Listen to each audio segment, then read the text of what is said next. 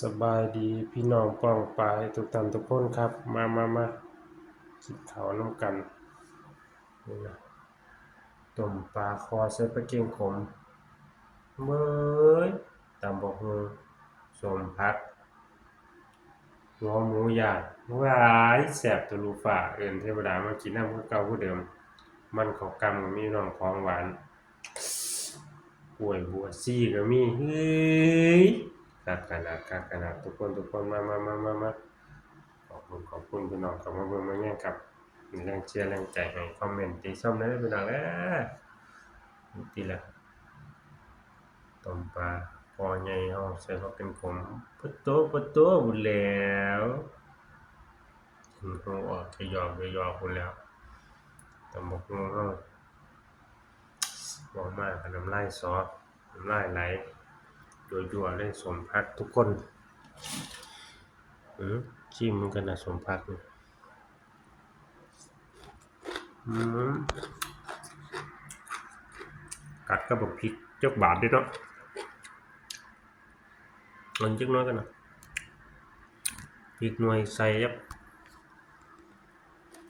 หน่อยหนึ่งคาราดีพี่น้องสับกันหน่อยเลยเนาะมาจับจานร่วมกันครับขอบคุณพี่น้องเข้ามาเบิ่งมาแย่งเป็นแรงเชียร์แรงใจให้ขอบคุณหลายๆด้วยครับเด้อคอมเมนต์ที่ชมเนี่ยเอามากันน้ำลายไหลตำบักหุ่งเฮาต้มปลาเฮา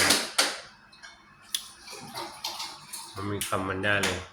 ความแซ่บความนัวแซ่บทะลุฟ้าเอิ้นเทวดามากินนำคือเก่าคือเดิมทุกมื้อออกไปหมูย่างเฮา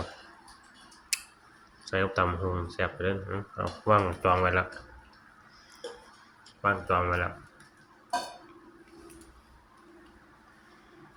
พี่น้องเอามากินข้าวนำกันแซ่บๆมื้อนี้ยังหุงข้าวเอาข้าวใหม่หุงเบิดคักขนาดหอมใบเตยห่วยๆพู้นแหล้วทุกคนมานะแซ่บนำกันมีสมนางจองนะสวัสดีค่ะพี่น้องไม่สมน้ำจอกอ่ะสมยางจองแล้วไม่สมหิวอ่ะเดี๋ยวอย่างเดียวมีสมพ่อหนาวบ่ไม่ได้หยังเปิดพัดลมปิดพัดลมเดี๋ยวนี้แหละพ่อหนาวบ่มีหยังมีแต่หิวอย่างเดียวก่อนนะมันไม่ยังหิวครับปลามีสมเป็นข้าวไหม้พี่น้องเนี่ยตึ๊ดทุกคนแซ่บๆนำกันครับขอบคุณน้องเข้ามาเบิ่งมาแย่งเนาะนำลาพระจากพี่น้องปองปายไปแล้วครับอยู่ดีมีแรงครับผมอำลาพาจากพี่น้องนะคะคลิปนี้สำหรับคลิปพากินข้าวคลิปหน้าจังพอกันใหม่กับแม่ยายสมกับพ่อบ้านเด้อค่ะอยู่ดีมีแรงสุขสุขคนบ๊ายบายสนุกกันพี่น้องเอาล่ะพี่น้องนำลาพระจากครับสวัสดีครับอยู่เย็นเป็นสุขครับผมบ๊ายบายครับ